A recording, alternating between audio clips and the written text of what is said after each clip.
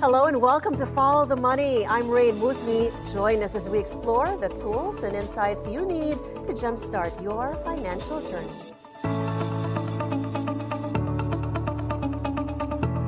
The Philippines is importing more meat than ever, rising over 16% in February this year as African Swine Fever, or ASF, continues to hammer local supply chains. Now, despite falling pork prices and a price cap, the country still needs to raise hog output by 2 million heads annually to be self-sufficient. With bans on some foreign meat and a major review of the 30-year-old MAV rules underway, the future of our food basket hangs in the balance. Today, we're joined by Jesus C. Cham, President Emeritus of the Meat Importers and Traders Association, or MITA, to weigh in on the price shocks, policy revisions, and supply dilemmas facing Filipino consumers and producers alike. Jess, thank you so much for joining us and welcome to Follow the Money. Thank you for having me. We appreciate you being here. Of course, meat imports, their latest report, it's that it surged by over 16% in February, according to the BAI. Should Filipinos be alarmed that we are becoming too import dependent on our food, for our food security? Well, I think the Philippines, we should be concerned that we are not able to produce affordable food for our people. Food security talks about availability and affordability. So the problem has been that our production has been too expensive compared to world standards, so that some imported cuts now become more affordable. And the only way the Philippines can compete, the Philippine producer can compete, is by raising the tariff. But when you start raising the tariff, you punish the consumers. And that is the problem. So when we have very high food costs, then we have very high labor costs. And when with high labor costs, then our industrial sector cannot compete internationally. So something needs to be done. How do we bring down the cost of pork and meats for the Filipino consumer? Well, the immediate solution, of course, is to increase the supply, because we heard earlier that the Philippines needs 2 million hogs a year. Actually, we need more than that. We need, the Department of Agriculture says we need to grow production by 2 million hogs, I think, for the next 3 years. 2 million every year, 6 million hogs, in order to go back to the peak production of 2019. And that is a very tall order. To put things in perspective, the production in 1995 was 1 million tons. Peak production was 1.9 in 2019, 24 years later. And then this has dropped to 1 million again. So it took 24 years to grow 900,000 tons. And it's not going to be very easy to grow the same volume in 3 years.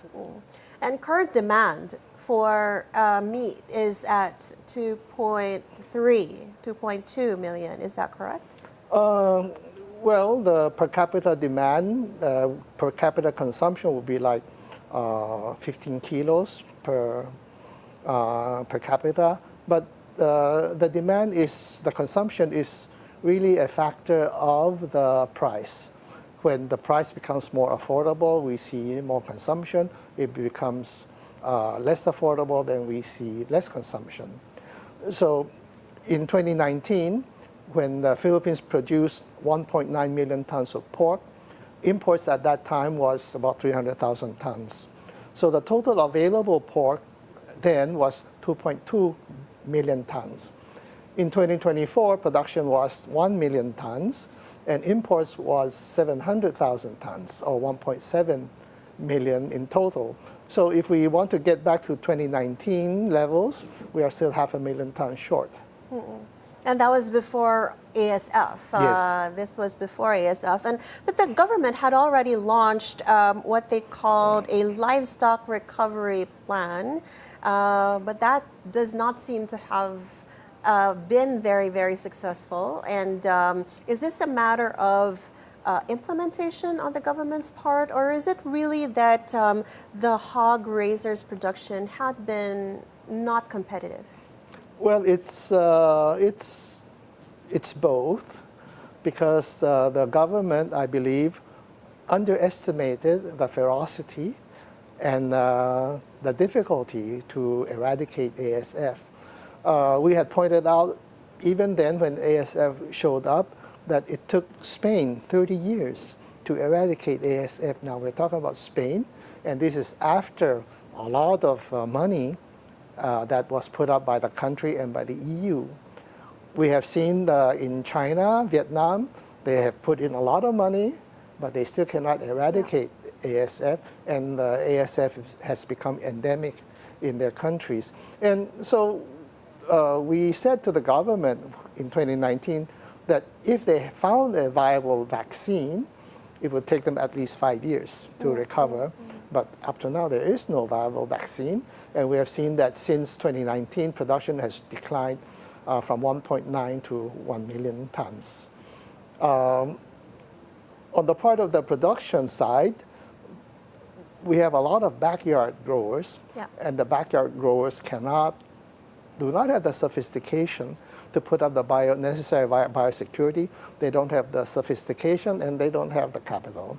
Right. So that is a big part of the problem as well.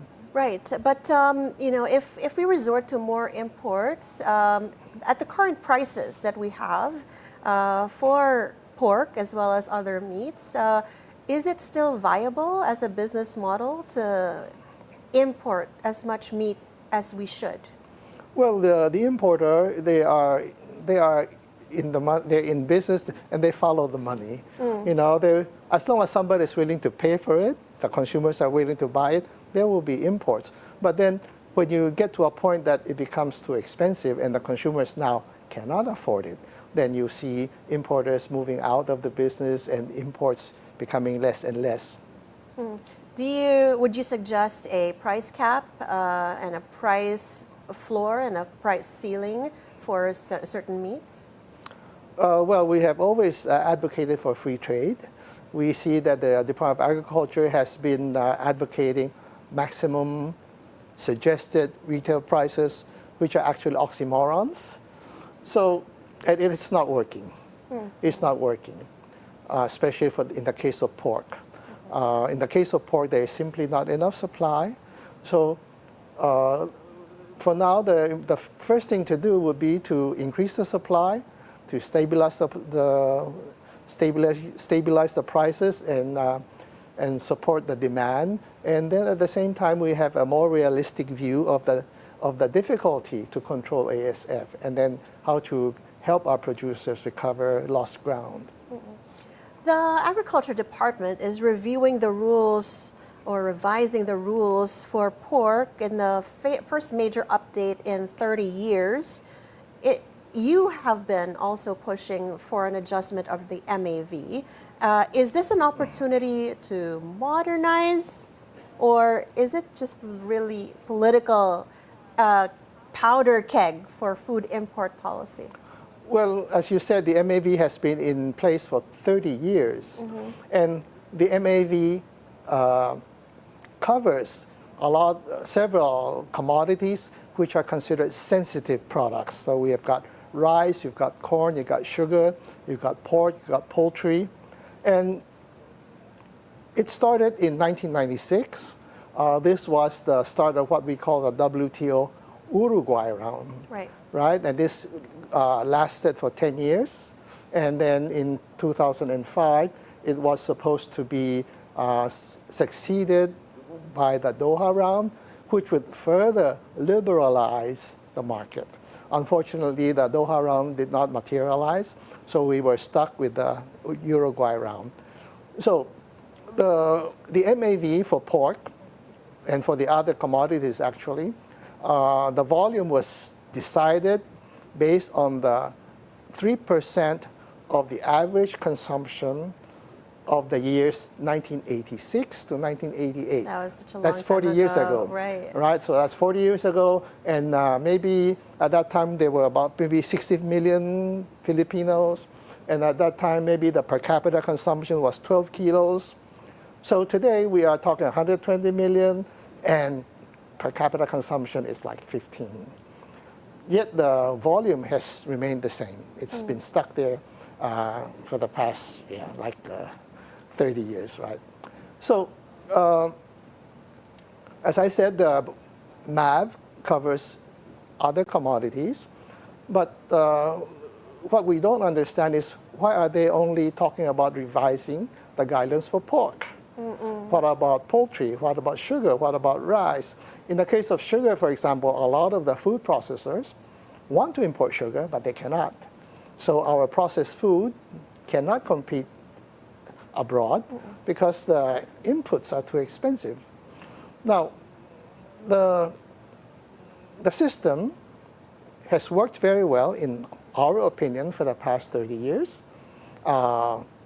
And today, the main problem is that there is not enough volume. As I said, the population has grown, consumption has grown, but the volume remained the same.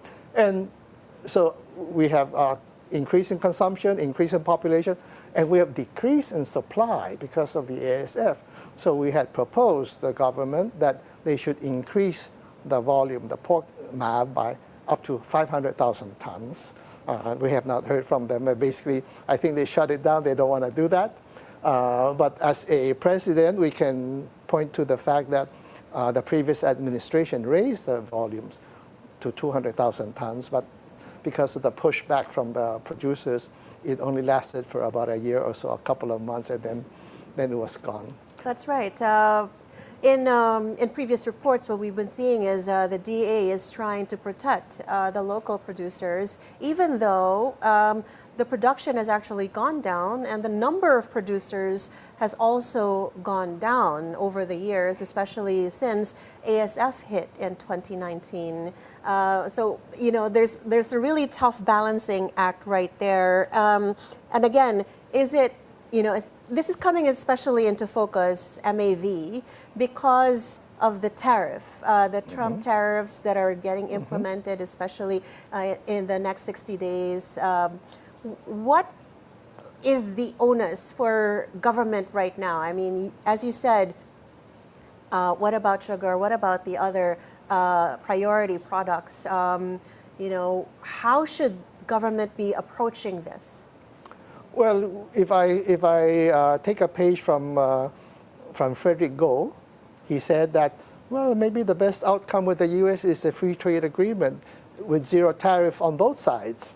Now, for us, that would be the ideal scenario, but in the practical terms, of course, it's not going to happen. Yes, because there are interests that you have to look after, and of course, you have to balance.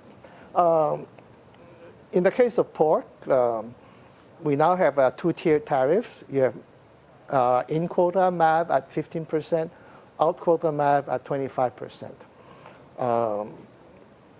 We should just expand the MAV if they don't want to open up completely. As I said, that the production of pork decreased by 900,000 tons. We propose to increase it to 500,000 tons. So it's still short. Okay, so the producers still have 400,000 tons of volume of protection, if you want to call it as a form of protection. So in the case of poultry, in-quota tariff and out-quota tariff, and poultry MAP is even smaller. It's just half. It's like 23,000 tons, just half of pork. So they should just increase the MAP as well. I have one last question before we go to break, perhaps just related to the MAV. The DA has been telling journalists that the reason they don't want to fully expand MAV or have a surge of imports is also to avoid an abuse of the policy. Where do you see the abuse of the policy happening, and how can MITA, your organization, guarantee the food safety, especially amid a recent spike in FMD, food and mouth disease, as well as ASF? Well, as I said, the system has worked very well in the last 30 years. The MAP privilege, if we go by the import certificates, they are very well monitored and under control. So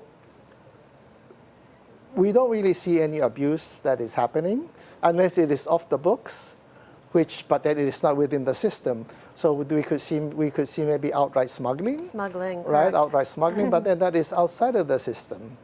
Now, when you talk about how can we assure the safety of the meat,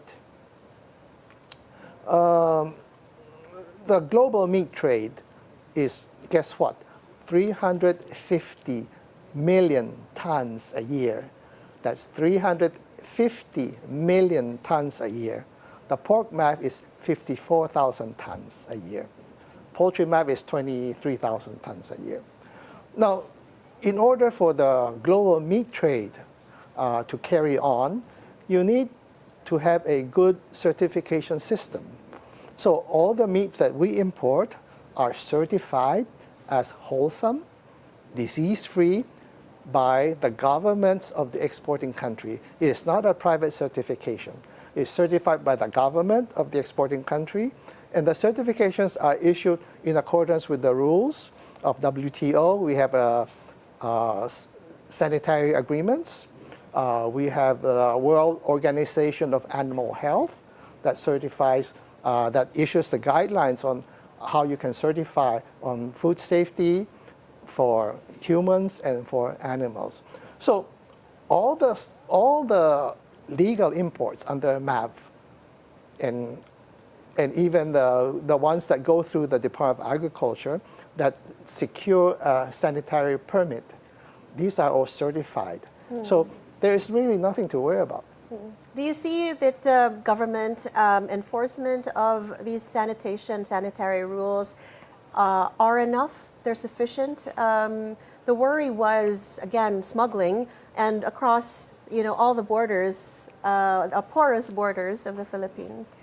Well, when we talk about refrigerated containers, you cannot just put a refrigerated container, unload it just anywhere. It has to go through a port. It has to go through a major port, and not all ports can handle refrigerated containers. So the legal imports, there's really not much issue. The smuggled product, then, of course, that's another problem. Okay.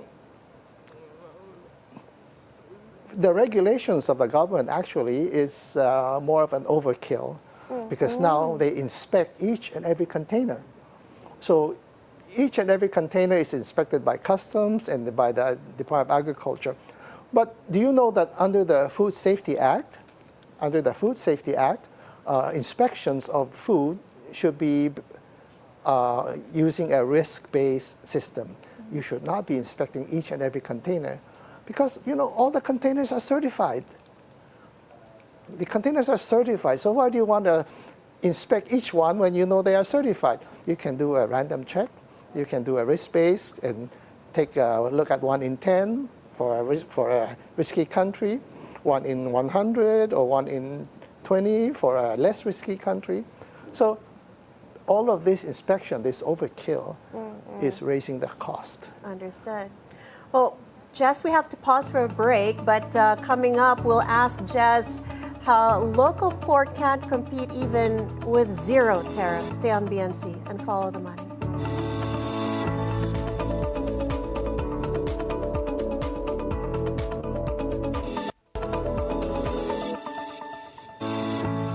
Back with Follow the Money with Jess Cham, President Emeritus of the Meat Importers and Traders Association.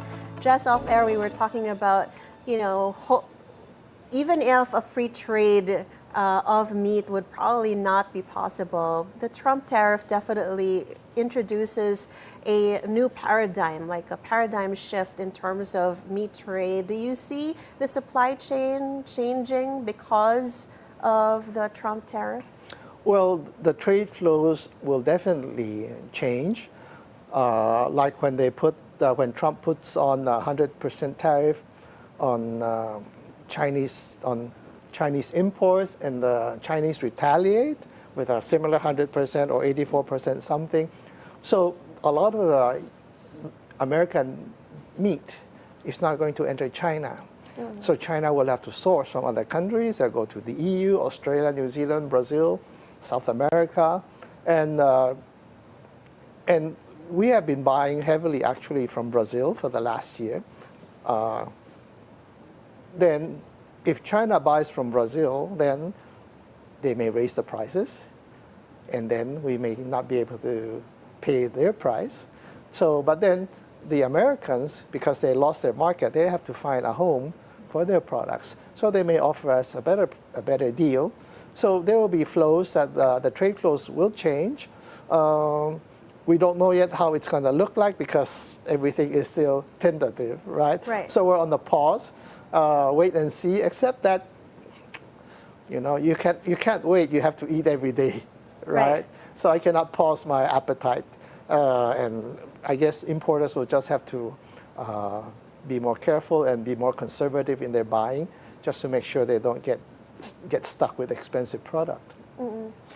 Jess, do you support reintroducing British and EU meat now that bans are lifted, or should we still prioritize ASEAN and local producers to reduce risk and support regional trade? Well, as I said a while ago, because we have the international health certificates, the certification issued by the exporting governments that their meat is wholesome. So there's no issue with British meat or EU meat as far as wholesomeness and food safety is concerned. With regard to regionalization, the Philippines will not, so far, they do not allow us to import any fresh meat from ASEAN or from China, for that matter. I think they view our regional peers as perhaps too close proximity to us, and they don't like to support their products. So we cannot buy fresh meat, fresh frozen meat from the ASEAN countries. We would love to have them as one of our options because they are closer by, they are close by. The transport costs and logistics costs will be cheaper, and it may end up cheaper for the consumers as well. For example, in China, they do not consume a lot of chicken breasts, and the chicken breasts we understand are pretty competitive.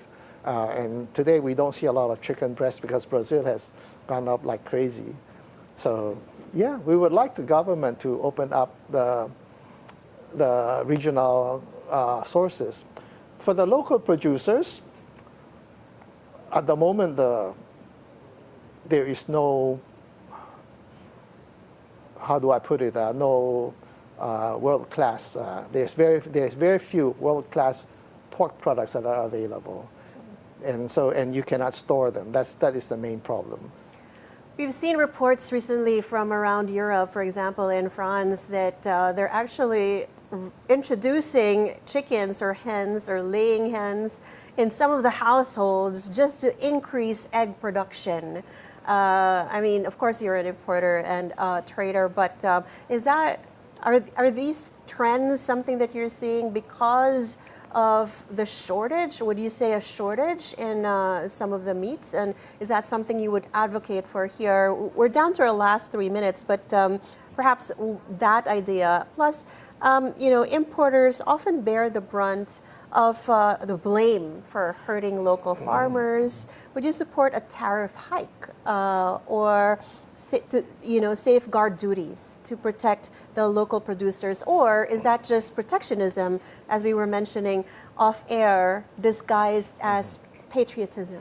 Well, becoming a gentleman farmer, it could be a good hobby, but it's not really. You won't be efficient, and if everybody in the city grows their own eggs and meat, what will the farmer do? Who's going to buy their stuff, right? So, I mean, it's nice to have, but it's not really, for me, I think it will penalize the farmer. And then the question was? The import the tariff hike or safeguard duties? Well, we are talking about going towards trade liberalization, going towards free trade. And our producers, unfortunately, they have to learn to compete. You know, the math has been said, as we said, the math has been there for 30 years. The economists say that protection should not last more than 5 years, and we have protected them for 30 years. Right.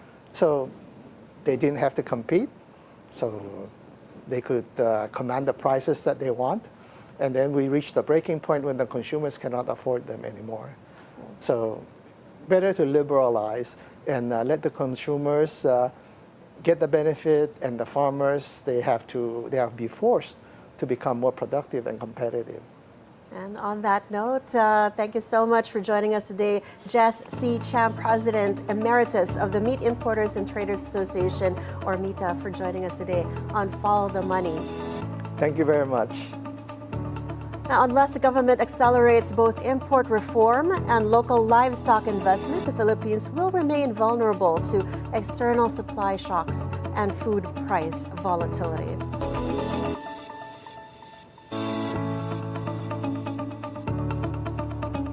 Now, before we go, we'll leave you with this thought from Joseph Stiglitz, a Nobel-winning economist, who said, wealthy countries can afford to subsidize, but poor ones must import, and that's where inequality begins. And that is it for today's edition of Follow the Money. I'm Raine Musñgi. Thank you so much for watching. We'll see you again on Monday. Keep it here on BNC, the Bilyonaryo News Channel, always on time.